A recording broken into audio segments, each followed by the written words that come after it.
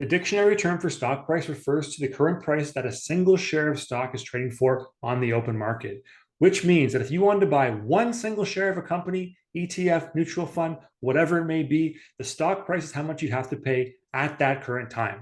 Beginners should also note that a stock price and a share price are often used interchangeably, but there is a difference between the two.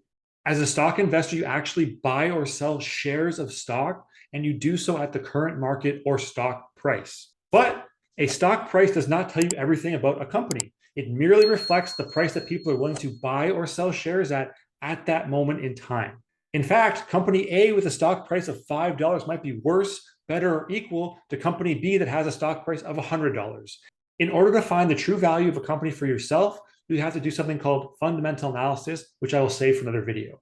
Stock prices change throughout the day because of all the buying and selling of shares. To really understand why this happens, first you need to know about the law of supply and demand. If 100 people want something and there's only 5 of them, there is more demand than supply.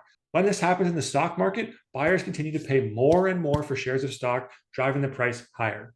But if only 5 people want something and there's 100 of them available, then there is more supply than demand. And when this occurs, the stock price actually drops because there's not enough shares being bought.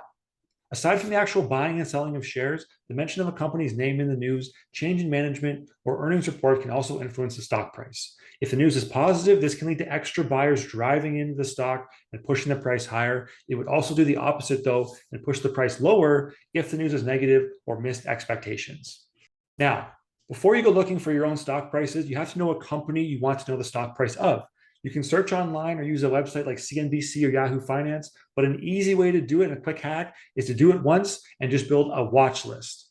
And a watch list is just a list of companies that you were actually interested in. That way, they're all listed there together. You can see all the stock price on the screen at once, and you can analyze the data more efficiently. Most sites will actually allow you to build a watch list for free. All you need to know is the ticker symbols for the stocks you want. And for a quick way to find ticker symbols, check this video out right here, and I'll see you guys on the next one.